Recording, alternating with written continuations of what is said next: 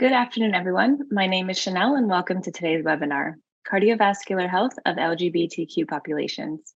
We are delighted to have with us today Dr. Carl Streed, Assistant Professor at Boston University School of Medicine and co-author of a recent American Heart Association scientific statement on this topic. His research exploring the cardiovascular health of transgender and gender diverse persons is supported by the National Heart, Lung, and Blood Institute, American Heart Association, and Doris Duke Charitable Foundation. Dr. Streed is going to share with us today some important clinical considerations on cardiovascular health in LGBTQ populations, and at the end of his presentation, he'll answer some of your questions if time allows. Please feel free to submit your questions within the Q&A box at any time during the presentation. Dr. Streed, thank you for joining us today. Thank you so much for having me. I know we have a brief amount of time, given all the evidence that's out there that I want to cover. So let's go ahead and get started. Some basics, of course, some disclosures. You heard about my grant funding that's related to LGBTQ cardiovascular health. I also want to note that I am involved in a number of national advisory roles, including being president-elect for the U.S. Professional Association for Transgender Health and vice chair of the American Medical Association's Advisory Committee on LGBTQ issues. I'm also a consultant for Everlywell with regards to how to better serve LGBTQ individuals within their own homes as it relates to their general health and well-being. Some main objectives today, I'll definitely talk about the conceptual model that we like to use as researchers and also as clinicians to understand the mechanisms underlying cardiovascular health disparities in LGBTQ adults. I'll talk about significant research gaps in both the empirical and patient population data and the importance of actually incorporating LGBTQ folks explicitly in trials. And then I'll talk briefly about some suggestions for improving cardiovascular research and the care of LGBTQ folks. But before getting into that, I think it's helpful to talk about some basic terminology. I don't expect you to know all the terms as it relates to LGBTQ populations, but I do like to have some basic concepts. I'm a big fan of the National Institutes of Health Sexual and Gender Minority Research Office definition of sexual and gender minority populations. This little bit extended statement that I'm not going to read really boils down to anybody who is not straight and or cisgender falls under the umbrella of sexual and gender minority. This term has been most helpful from an NIH perspective because it is now designated as a minority population of interest to the NIH and has been since 2016. And that means there's actually additional funding and a dedicated interest to really understand the disparities and address those disparities in these populations. As I mentioned, terminology is great, but concepts I think are more important, particularly as it relates to LGBTQ folks, since those terms can change over time, can vary across history, and can also change within community and cultural context.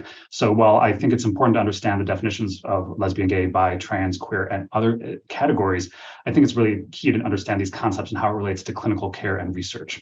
So main ones here, I think, that we'll talk about a little bit is in more depth is gender identity and gender expression. Physical attraction and attraction are terms that I think people best understand already as it relates to sexual orientation and sexual behavior.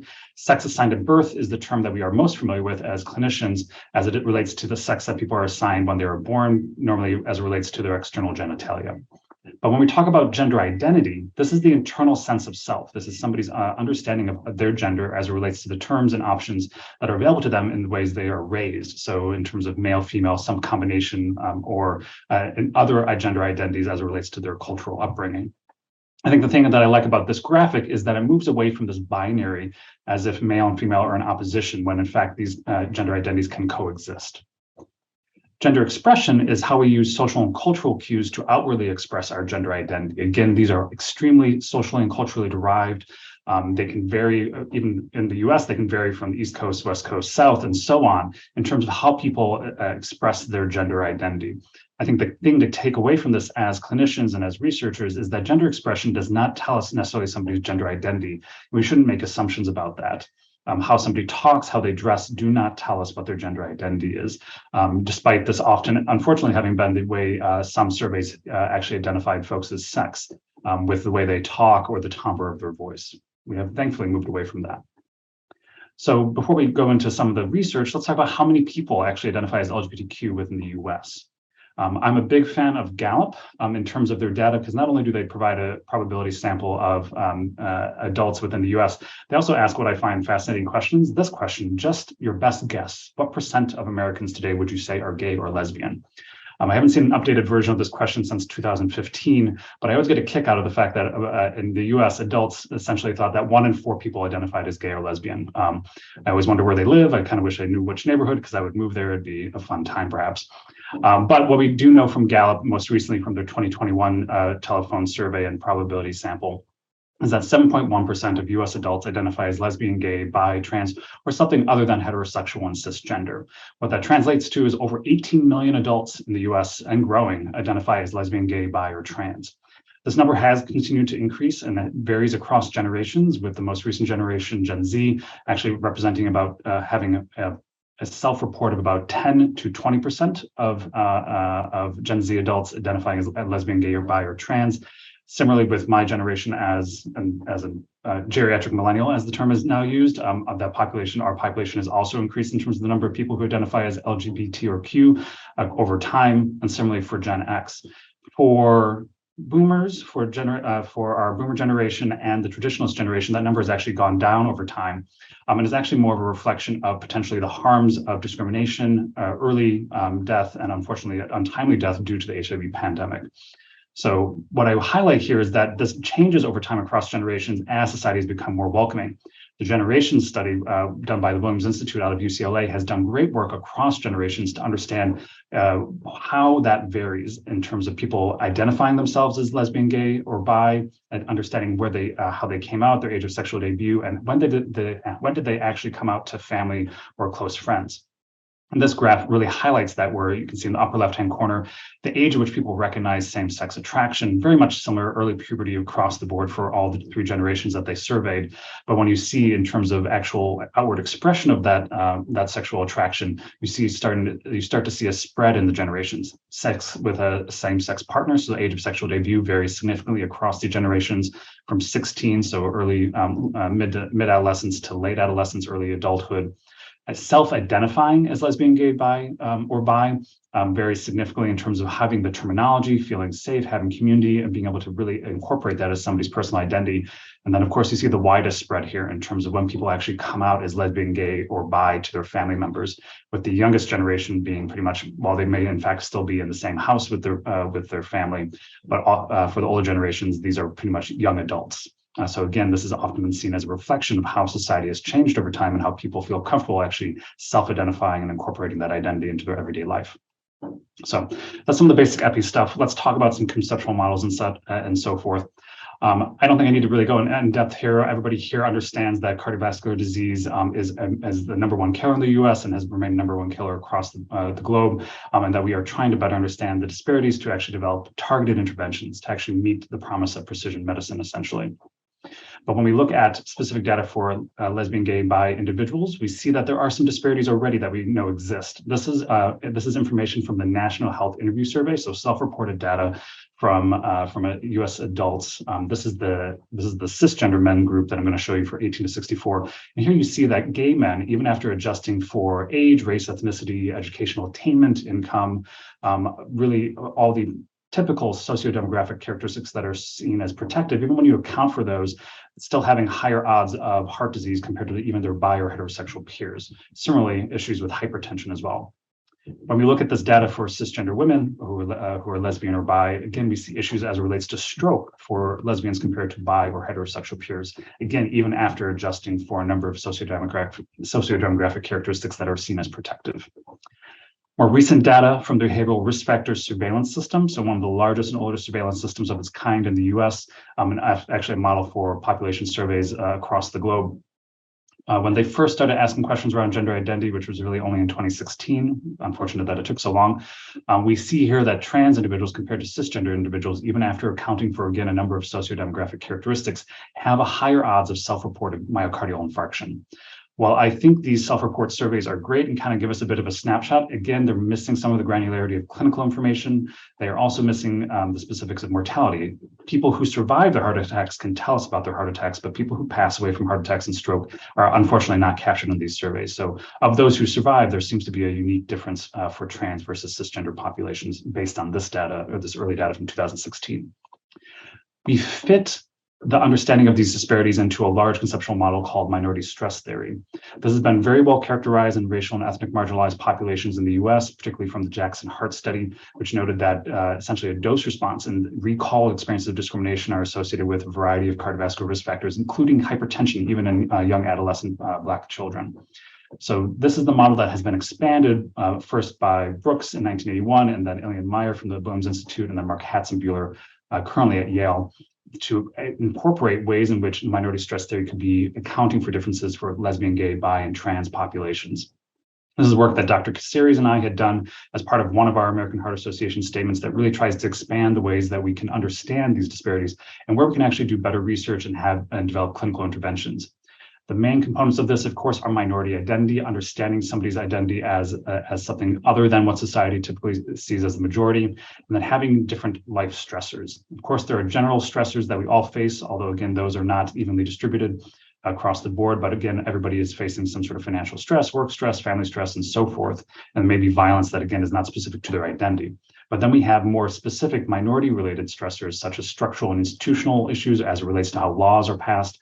This is definitely an issue of late as it relates to the access to gender-affirming care across different jurisdictions in the U.S. There's also interpersonal experiences of stressors, including discrimination and violence. Again, hate crimes are a major issue. Black trans women are particularly targeted within the U.S. in terms of having higher odds of essentially a fatal assault. And then there are intrapersonal issues with regards to self-stigma. When you hear messaging, when you hear the way people talk about lesbian, gay, bi, trans individuals in a negative, that actually can get internalized and lead to internalized homophobia and transphobia. You can then expect rejection. You can be hypervigilant, and issues around concealment as well. All of these lead to downstream effects, and actually this hypervigilance is one area where we're trying to better research, can actually lead to significant issues around depression, stress, and anxiety. Can actually lead to poor or essentially a choice of unhealthy coping mechanisms such as tobacco use, alcohol use, but then also affect access to physical activity or the motivation to engage in physical activity to prevent cardiovascular disease. But we're also starting to look at how this gets more internalized, how this may affect the autonomic nervous system, may actually lead to dysregulation of inflammatory pathways, immune issues around immune modulation, and then also, of course, our hypopituitary, pituitary, and adrenal axis as it relates to cortisol production and excess cortisol production. All of those have already been linked very closely to obesity, hypertension, diabetes, insulin resistance, and the like. And all that is what we already know about cardiovascular morbidity and mortality. We're trying to better understand these upstream issues to really then develop interventions that can be worked at both the individual, but also the community and societal level. Centers for Disease Control and Prevention, of course, already recognize that mental health in particular has physiologic pathways to heart attack and stroke and so forth. But again, they miss some of the upstream factors that I just described in the minority stress model. So, and it's not necessarily something that is cyclical like this, but it is something that has a root cause as it relates to homophobia and transphobia, and that being codified and endorsed in some ways within society. But naturally, how does this all relate to the different components of what constitutes cardiovascular health? This is our just very recently old graphic of the various interventions we have to improve people's cardiovascular health and prevent cardiovascular disease, both as primary and secondary. Naturally, we're trying to bring people's blood pressure within acceptable ranges based on their age, trying to encourage people to be physically active and engage in activity that gets their heart rate up and really taxes their aerobic system. Using aspirin where appropriate, treating diabetes appropriately, making sure people have access to appropriate diet and so forth, but then also making sure we have tailored interventions around tobacco use, and then assessing who would best benefit from lipid-lowering agents. In their wisdom, thankfully, the American Heart Association has recognized that sleep is an additional risk factor. So I'm going to walk you through the existing data fairly quickly of each of these components as it relates to LGBTQ individuals. I think the most studied component across the board, not only in LGBTQ folks, but for the general population, the overall population, is tobacco use. We know tobacco is bad. Our patients know tobacco is bad, but there are significant disparities in who is still smoking, who still is targeted actually for smoking and so forth. Across pretty much every age group, lesbian, gay, bi, trans, and queer individuals typically smoke more than their straight and cisgender peers. Transgender adults are actually also at a higher likelihood of smoking even compared to their LGBT cisgender peers. And what we've seen is that the experiences of discrimination and stress also, again, are more likely to influence people's choice to pick up smoking. Some of that is related to where our communities have actually been able to find some sort of safe haven. Bars have always been, for a long time, a place for LGBTQ populations to congregate, to meet one another, and to feel somewhat safe from the outside world. Although recent news can definitely change that. But what we noticed then is the tobacco industry and the alcohol industry recognize that bars and who congregates in bars are the people who they should be targeting. And as a result, there's actually been some issues around litigation around how the tobacco industry has targeted marginalized populations, particularly race, ethnicity, but we are also seeing how they have specifically targeted LGBTQ populations. So more research has shown that the experiences of even coming out are associated with increased uptake of smoking among adolescents, as well as actually engaging in vaping, which there's much contention around where vaping fits either within the smoking cessation or smoking or tobacco use acquisition pickup, essentially. The research there is really muddled depending on where you're looking. Physical activity, we definitely have seen a mix of studies showing that physical activity can vary across sexual orientation and gender identity. From the Nurses Health Study 2 data indicates that sexual minority women, so lesbian, gay, bi, or queer women, cisgender women actually report higher levels of aerobic physical activity, but then also higher rates of sedentary behavior compared to their heterosexual peers. So what that's really suggesting is that they may engage in the activity, but then all the other time of the days, they actually may be more sedentary. So there's always questions for how useful the weekend warrior lifestyle really is. More recent data looking at transgender and gender diverse youth notes that, again, experiences of bullying and discrimination in schools and feeling unsafe leads to less engagement in sports activities and community physical activity groups. So again, affecting physical activity even at a young age, which we know is a prime time to start building those habits and integrating physical activity as part of one's identity for long-term health. But more recent data has also shown that among young adults and young transgender and gender diverse adults, is what we find is that when they engage in gender affirming care from a medical model, in terms of access to hormone therapy and surgery, they actually have better self understanding of their body, they have greater body satisfaction, and then are actually more likely to engage in higher rates of physical activity. So again, access to a gender affirming medical model actually encourages people to engage in physical activity. So weight loss or excess weight, typically using the term around using body mass index as the main marker here. There's been significant data from the National Health and Nutrition Examination Survey highlighting that particularly against sexual minority women, particularly Black women, are actually more likely to be obese than their white, straight, cisgender peers. Gay men on the obverse have actually been shown to have a lower prevalence of obesity, but bisexual men, again from NHANES, have higher odds of obesity than their heterosexual peers. The data is definitely more mixed for transgender individuals, again varying based on access to gender affirming care, with access to gender affirming care predicting a lower BMI, a healthier BMI range. And other parts, diet has not been as well explored. There is definitely some variability among sexual minority individuals, so lesbian, gay, and bi, and queer individuals. But we have seen that for trans individuals, the experiences of discrimination, feeling unsafe, particularly in school, leads to a lower quality diet, engaging in binge eating, or actually accessing what are described as essentially as junk food. So whenever you feel bad or people are making you feel bad or unsafe, you may actually go for a food that is seen as a comfort food rather than one that is maybe particularly healthier. This all then, of course, feeds into issues around glycemic control, glycemic status. Again, more data from the Nurses Health Study 2 and the Ad Health survey have found that sexual minority women had a greater incidence of diabetes than their heterosexual peers. These differences were actually particularly accentuated at a younger population from 24 to 39, and was largely believed to be accounted for by excess weight, so an elevated BMI, again, an issue that we noted earlier. Similar work from the NHANES has found, again, that a higher likelihood, higher prevalence of prediabetes in sexual minority women compared to heterosexual women. So about 56% greater likelihood of having prediabetes in this population. For transgender individuals, the issues around glycemic control have been more focused around how the effects of hormone therapy. And what we have seen is that exogenous testosterone, and we've seen this even in cisgender men, is that exogenous testosterone can lead to insulin resistance and can potentially lead to downstream diagnosis of diabetes. We haven't had any longitudinal data for transgender individuals to really that bears that out, but we have seen the effects on insulin resistance, and we predict that longer term studies will show that there's a difference in diabetes diagnoses eventually. And then lipids. So no big difference in lipids among sexual minority individuals, both lesbian, gay, bi, lesbian, gay, bi, or queer men or women, but we do see differences for transgender individuals. Again, a lot of this research, most of this trans research looking at this is focused on gender-affirming hormones. We see that exogenous testosterone leads to essentially higher levels of LDL and potentially affects triglycerides.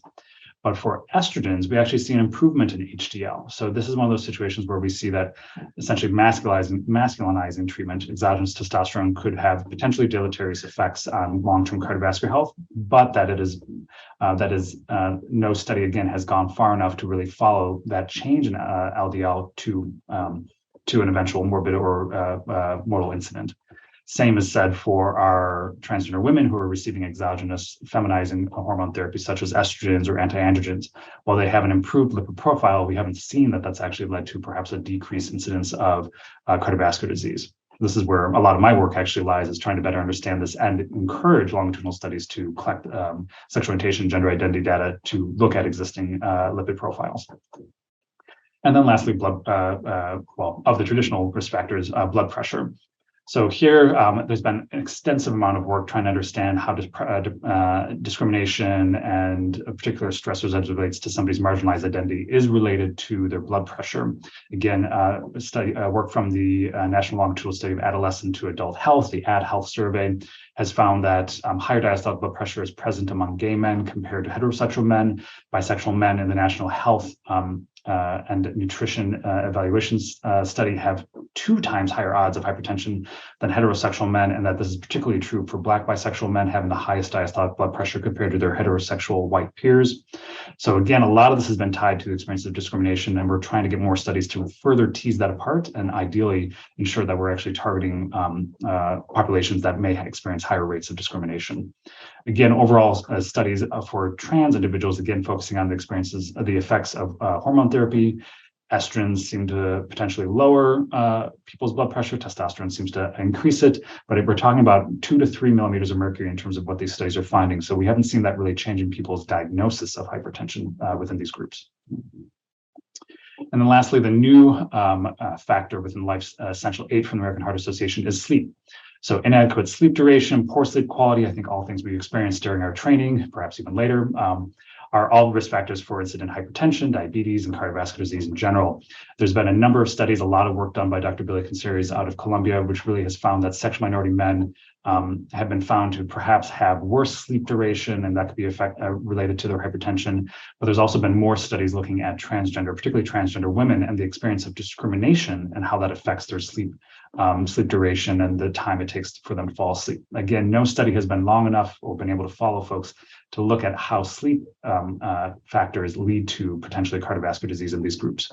This again is an issue with the inadequacy of existing longitudinal cohorts where they don't actually collect information around sexual orientation or gender identity.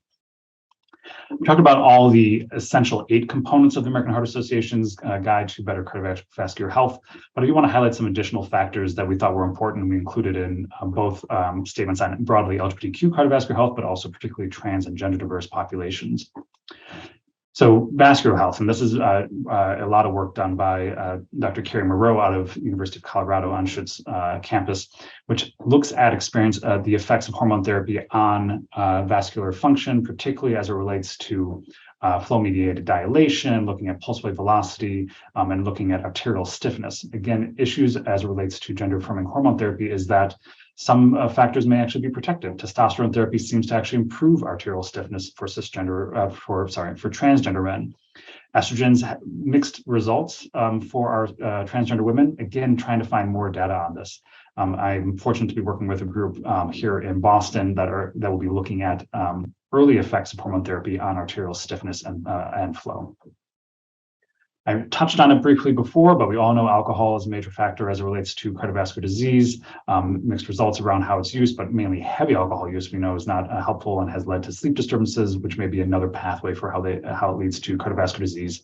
Again, highlighting just by this image that, again, the alcohol industry, much like the tobacco industry, recognized that we were congregating in bars and targeted us for use. Alcohol use is pretty much more elevated across every LGBTQ category compared to straight and cisgender peers. We do see that alcohol use can go down as people engage in more community activities, more community support, and again, accessing gender-affirming care. And then lastly, unique to particularly gay, bi, and trans individuals is higher incidence and prevalence of HIV within these populations in the US context and abroad. HIV alone is a significant risk factor for cardiovascular disease, and we are seeing this particularly play out for transgender and transgender women of color.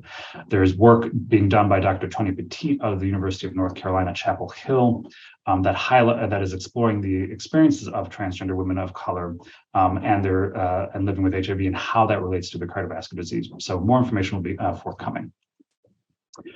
But I want to talk about how all this data that we do have plays into what we can do clinically. So we've been fortunate to have longitudinal data on cardiovascular health in the general population for many, many, many decades. I'm based at Boston University, where we also have the Framingham Heart Study, which has been ongoing for upwards of I'm forgetting what year it is now. We're talking about 6-7 decades now. But that doesn't include questions around sexual orientation or gender identity, and in fact has limited us in terms of what we can look at in terms of particular categories. So there's been more work done by the multi-ethnic study of atherosclerosis, the MESA study that highlights the race category, and our ASCVD risk estimator is really not doing a good job for our marginalized populations. And we're trying to build out more information that would actually provide additional granularity to this rather than just saying white, African American, or other. But where a lot of my work lies is trying to expand this binary category of sex in terms of male and female as it relates to transgender individuals. Should we be using somebody's sex assigned at birth, or should we be using their gender identity as it relates to their affirmation with hormone therapy? How long should somebody be on hormone therapy before we say that they have quote unquote transitioned in this risk calculator as it exists right now? Do people need to be on hormone therapy for 5 years, 10 years? What happens if they've been on a puberty suppression since adolescence and never essentially went through a endogenous puberty and have always used exogenous hormones that could affect their cardiovascular vascularity and risk profile? These are all questions we don't have answers to right now. The general guidelines from and consensus from experts from the University of California, San Francisco's Center of Excellence for Transgender Health recommends thinking about switching the sex category after 5 years of hormone therapy. But again, that's more of an informed decision-making kind of conversation you should have with your patients about, well, just so you know, this is what your risk profile looks like if we use male, this is what it looks like if we use female, and oftentimes we err on the side of caution. But again, it's a lot of hand-waving. What we do have, again, this is work done by Dr. Tony Petit, of which I'm part of the team, looking at, again, the experience of transgender women of color and their cardiovascular risk profiles over time. This is just the baseline data, again, highlighting what their basic characteristics of the ASCVD risk estimator is. Here's where I think this is where the money is. If we use somebody's sex assigned at birth among all these trans women, so essentially we're using male in the ASCVD risk calculator, a third of that population should be started or recommended to be on a statin. If we use their gender identity, so female, only 7 out of 94 should be recommended a statin. So there's a huge discrepancy here in terms of what the risk estimator is going to recommend just based on changing one risk profile. And if we look at duration of time on hormone therapy, again, looking at that 5-year cutoff, we see it's only 16 out of 94 versus 7 or 32. So I highlight this just to note that there's a lot of uncertainty with the existing tools as it relates to gender-affirming hormone therapy for trans individuals.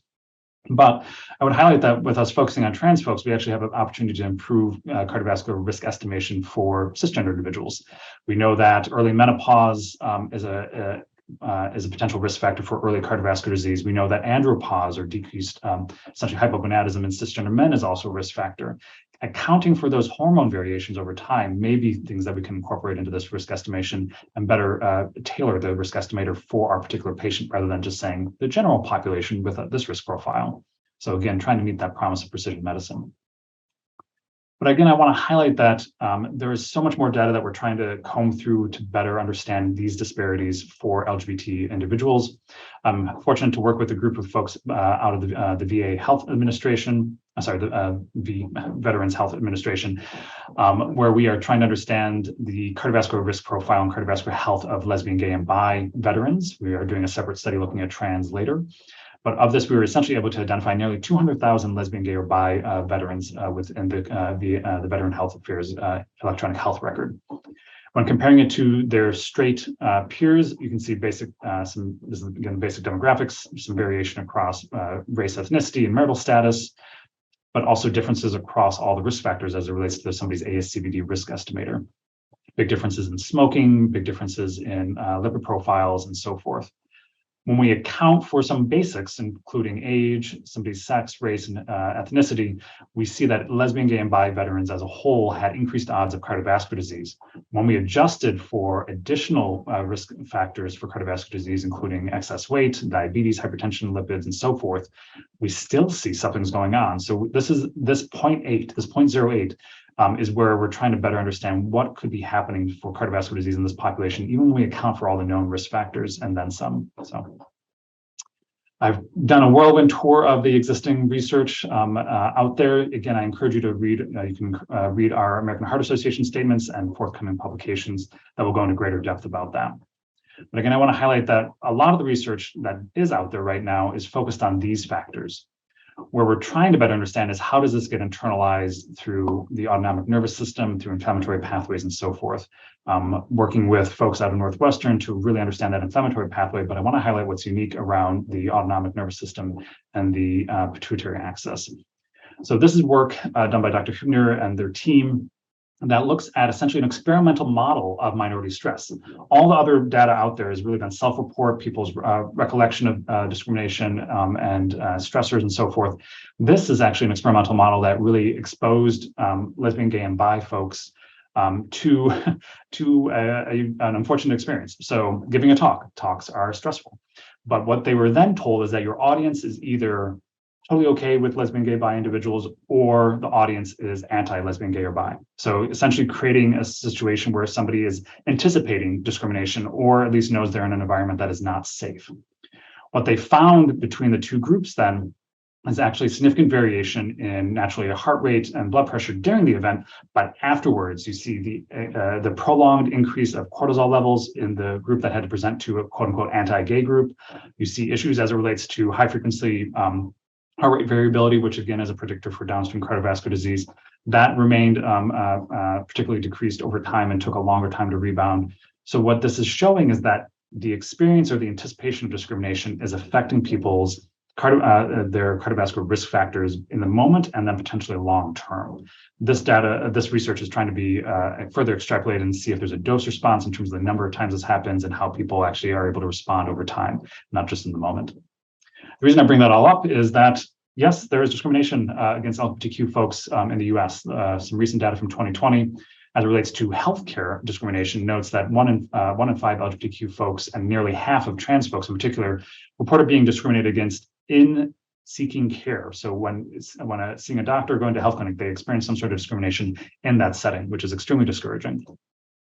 Over 1 in 4 trans individuals avoid seeking care as a result of having experienced discrimination or concerns of being experienced discrimination, and then nearly over 1 in 5 trans people have been denied insurance coverage. So this is where our healthcare system, where we're supposed to be providing care, is really failing.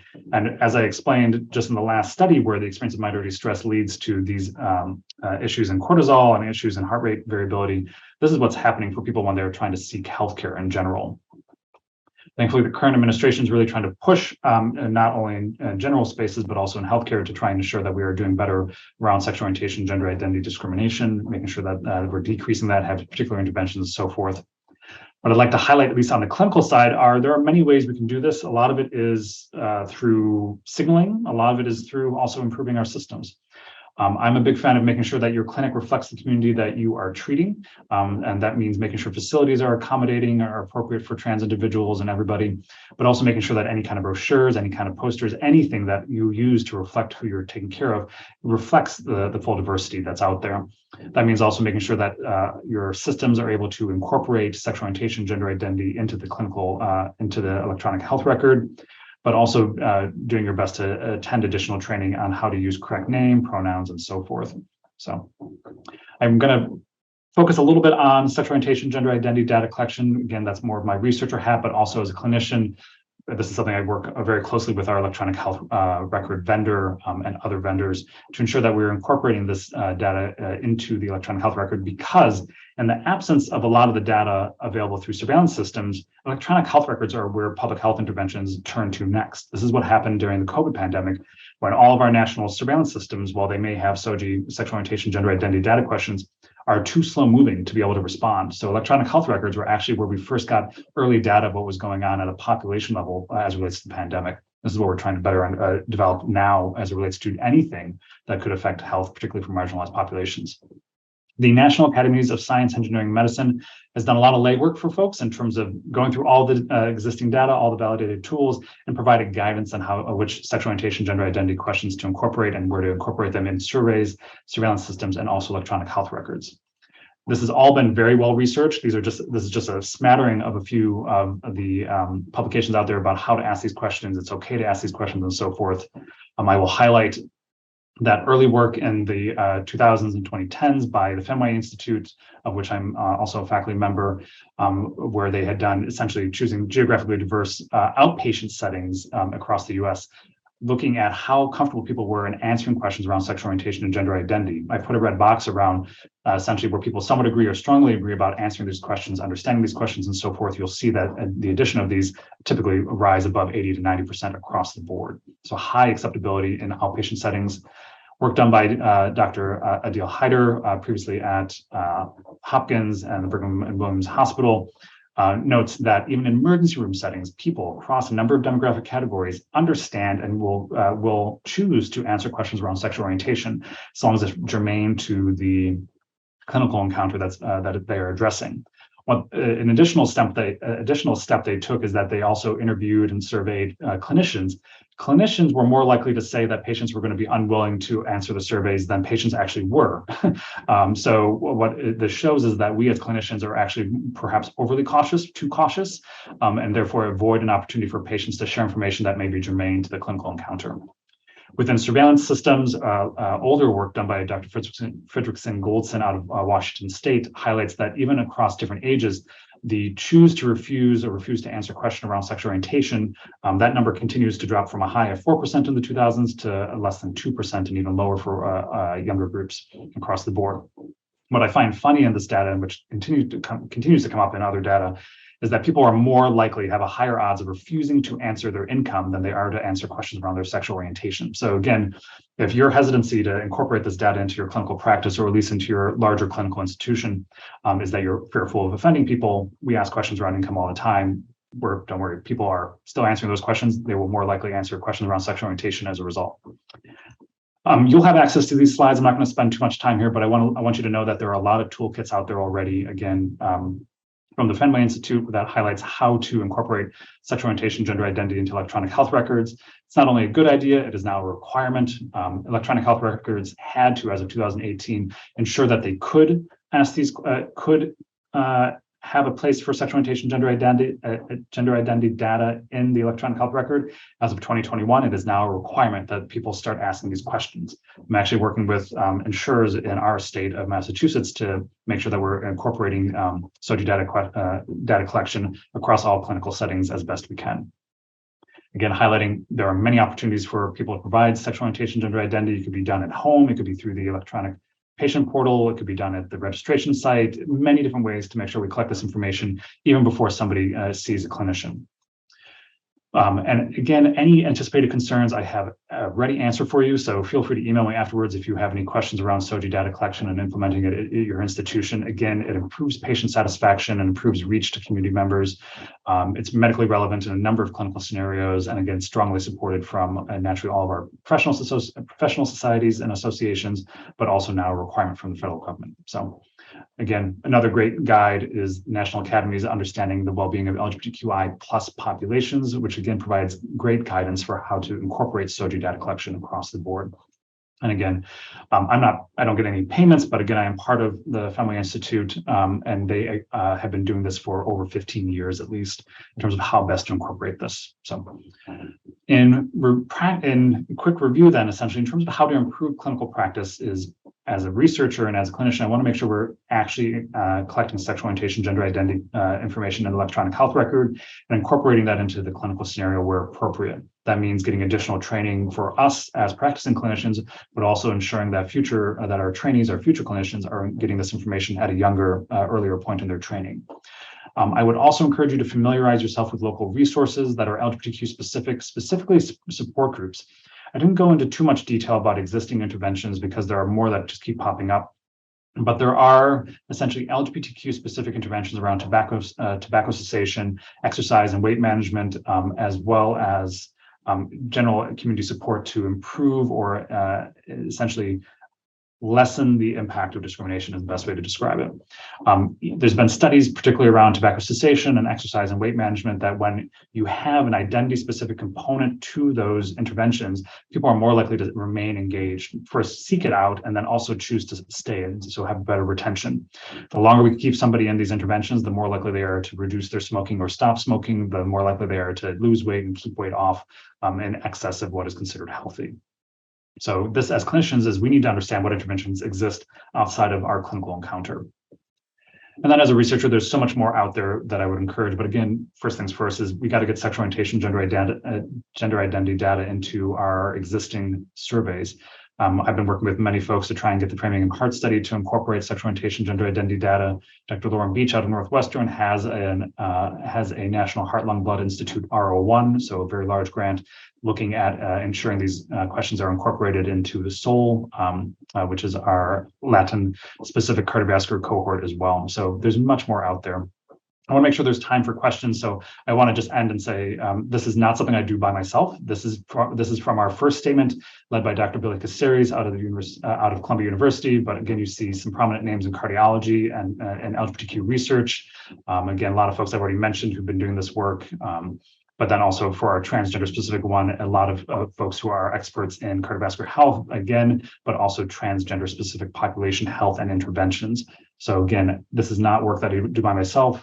If you are thinking about doing research and incorporating into clinical practice, I'm happy to talk more about that and let you know the lay of the land.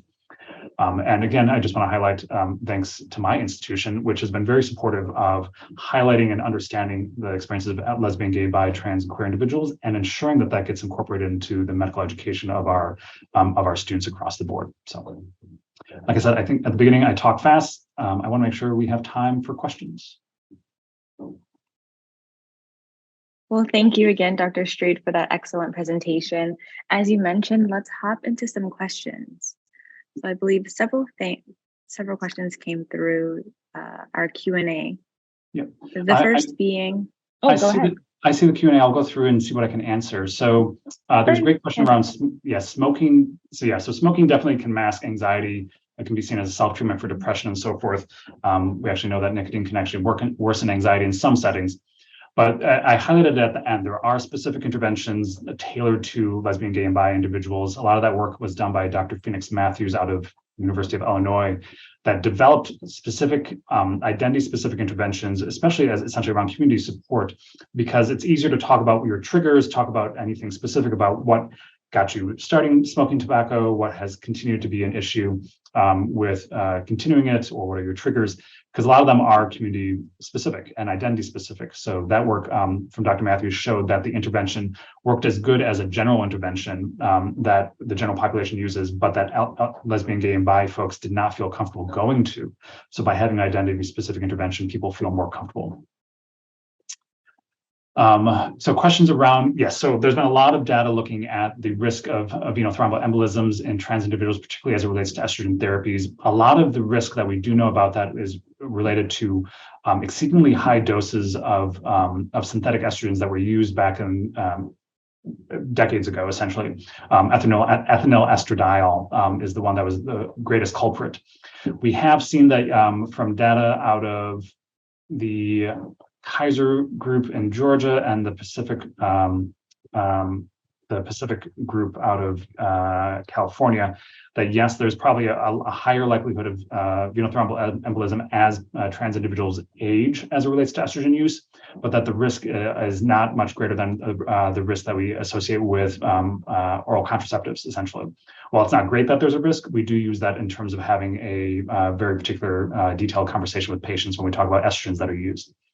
There is, again, this is more based on cisgender women's experience. There is a thought that using transdermal estrogen may have a lower likelihood of venous thromboembolism in this population. Again, more so related to perhaps lower peaks of estrogen rather than if somebody is taking, for example, intramuscular or oral, having a lower peaks. Arterial events, so we're still looking for more data around that. But yes, so there is naturally estrogens in general are prothrombotic. How we use them and how we manage them over time is something we always discuss with our patients. And I would still say the risk is not much greater than a lot of other situations where we use estrogens. Yes, so this is a great point with regards to gay men having lower BMI. I get a lot of pushback when I have this critique, but you're absolutely right that there's been plenty of research showing that gay cisgender men in particular have higher rates of eating disorders and body dysmorphia. So this may account for why there's lower, we're not seeing them as it relates to BMI, which again is actually one of my general critiques of BMI not being the best measure of quote unquote healthy weight. So I think I appreciate that being brought up. So questions as it relates to cardiovascular disease in people with differences of sex development or intersex. There has not been a large enough cohort to do that. This is work that some organizations such as Interact, based here in Boston, and a few other colleagues out of Boston Children's are looking into as well. That it is something that I would like us to address. I don't have off the top of my head. I don't know if there's any research currently published on that right now. I could be wrong. There are also studies that show that LGBTQ populations have higher rates of social determinants of health, which may impact.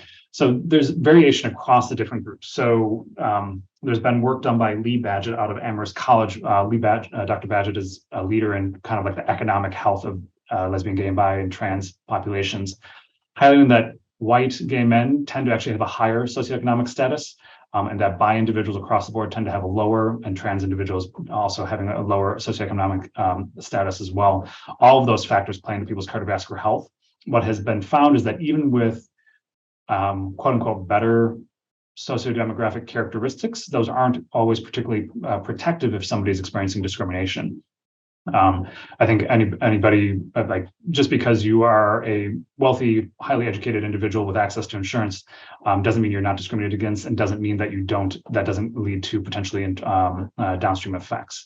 So, and broadly, aside from those unique differences that Dr. Badgett has found, a lot of the social determinants of health vary significantly for LGBTQ populations, except for education. LGBTQ populations tend to be more highly educated than their straight cisgender peers. Data regarding maternal health outcomes. So the best way to answer is there are studies specific to family planning, pregnancy, and so forth, particularly among lesbian and bi women, cisgender women, also among trans individuals. Nobody has looked at specifically rates of any kind of hypertensive disorders, preeclampsia and the like, or mortality issues. A lot of it is just the experience of being able to access services so far. Again, that's like the early work. I have not seen, it might be out there, but I have not seen it just yet. Again, a lot of that work was done by Dr. Juno Obedin-Moliver now out of Stanford, as well as Dr. Lexi Light out of, I'm forgetting where Dr. Light is now based, previously at DC, but they had done some of the early work around the experiences of pregnancy for particularly trans men. So to your question, I don't know of that being published yet. So that's all the Q&A ones. Are there any other questions people would like to ask, or in the chat? I will also, yeah, I think that's all the ones I see right now. Right. Excellent. So let me see if I can grab a couple more questions. And there are a few more here. The first one being, what are some practical communication tips for clinicians to take into account when taking care of a patient that identifies as LGBTQ? Yeah, so I would say a large part of it is just trying to create a welcoming environment. If somebody's coming in with, if somebody has another person with them, don't make assumptions about like, oh, is this your wife, your brother, or so forth. Like the general, I mean, I would describe it almost as very basic early skills of like, so glad you're here. Tell me who's this with you? Who are you? Who are you to our patient today? And getting that information and thanking them for being there and so forth. Those are great ways of making sure that people feel more welcoming, practical ways of doing it. Early on, and I highlighted it more from a researcher perspective, but also ensuring, I'll say it many times, ensuring that sexual orientation and gender identity is part of standard registration will also signal to people that is typically a safer environment, and that they will choose to share that information or not. And then you can incorporate that into your clinical scenario if need be. You could always ask questions around how is your day-to-day life, what is stress like for you as it relates to if you're depending on what you're treating in that moment. And then that will also help you tailor specific interventions if you've done additional legwork beforehand of like, oh, I see that. I mean, based on what you're telling me, you really want to try and quit. Let me tell you about some community organizations that could help you and so forth.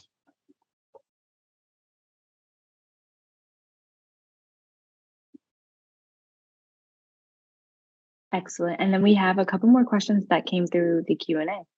Are there specific risks with hormone therapy and cardiovascular disease? So the risk profile, I touched on it through some of the traditional risk factors as it relates to hormone therapy, as it can affect lipid profiles. It has been associated with changes in particularly diastolic blood pressure and issues around insulin resistance, but it's not all hormone therapy. It varies based on regimen, testosterone being potentially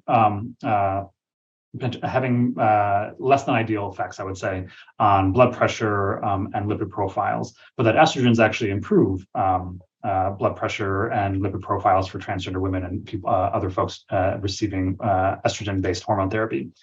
That has not, again, we're trying to understand, is that tied to morbidity and mortality of cardiovascular disease? I have some work coming out of a very large administrative data set that again is showing us mixed profiles of who may be experiencing heart attack and stroke and the like, whether it's tied to hormone therapy or not. It is very much mixed. When having these conversations with patients, though, the overwhelming understanding and the data, the 70 plus studies that are out there showing that hormone therapy in general improves quality of life, reduces mental health issues, reduces anxiety, depression, and mental distress, all of which have been tied to cardiovascular disease as well. So this is one of those situations where, just like any other medication we use, there may be direct effects that are not ideal, but that the actual engagement and treatment and receiving of those actually do improve general quality of life. So it's a matter of having that weighed conversation with patients. One person highlights again that there are higher rates of disability in the LGBTQ community. Again, yep, that is known. There is the National Health Survey of Disability run out of the University of Kansas that actually some work that I've done looking at the experiences of accessing care for LGBTQ folks with disability compared to straight cisgender individuals with disability. And again, there are discrepancies in access to care there, not favorable, unfortunately. How would I recommend starting discussions about transitioning to more inclusive language questions and take, especially from the perspective of a medical student? So I've been doing this kind of work since even before I went into medical training. I worked at a LGBTQ health center in Chicago, Howard Brown, and it's worth knowing that this work has existed for decades, even before a lot of the research has come out in the past decade or two. And thankfully, there are now a lot of large organizations and a lot of accrediting bodies that highlight the value of including more inclusive language and SOGI data collection and so forth. Even back in the day, I would use the Institutes of Medicine LGBTQ report that came out in 2011. You can use the more recent National Academies report, both of which are a general overview of all the existing data across the lifespan for LGBTQI plus individuals, but also using their more recent report on how to incorporate SOGI data collection into surveillance systems, surveys, and electronic health records. And I highlighted earlier, again, the Fenway Institute and their LGBTQ Education Center will have many more resources around improving paperwork and intake. So. Comments about the transition of the term gender dysphoria in ICD-10 to gender incongruence in 11 and the impact of this terminology change on clinical practice and strategies.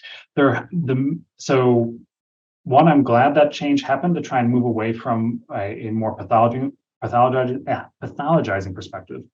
In the US context, it will probably be another 10, 15, 20 years before ICD-11 gets adopted. We were very late to adopt ICD-10, where ICD-9 used gender identity disorder for the longest time. And now we still use dysphoria. In terms of how this changes clinical care, it's minimal. The ways it could change it is how insurance is choosing to reimburse or pay for that care. Again, that varies from state to state in terms of which states allow insurers to discriminate based on gender identity. So some states will actually say insurers don't have to provide that coverage, or actually ban the coverage of gender affirming care as it relates to these diagnoses. So I think the best benefit for this improvement in terminology, which again is not all the way there based on community desires, is that the less we can pathologize people seeking care, the better, and the more likely they are to engage in care. And this is what's come out of community-based studies as well. Are there important differences when assessing cardiovascular and cardiometabolic risk of LGBTQ populations that clinicians should consider? So again, I highlighted, and I'm hoping that we have more tools in like the next 5 or maybe as long as 10 years, is better assessment of stress and how unique stressors are affecting people's cardiometabolic profiles, particularly as it relates to hypertension, insulin resistance, and those factors that lead to lipid derangements. The way I incorporate it into my assessments as a primary care doctor doing preventive cardiology is I ask people about their stressors, and I ask about how they're connected to support. What do they do to take care of themselves? I ask about coping mechanisms, which is really my way of trying to understand, are you smoking? What are you smoking? Are you drinking? How much do you drink? Do you binge drink? Do you engage in what we would describe as healthy coping mechanisms, like how often do you work out? Do you work out in response to stress, or is it part of your daily routine, and so forth? That's how I incorporate a lot of these specific questions. And those are questions that we should be asking of everyone. But as somebody who focuses on LGBTQ populations, by having that focus on marginalized populations, it allows me to develop questioning and approaches that help everyone.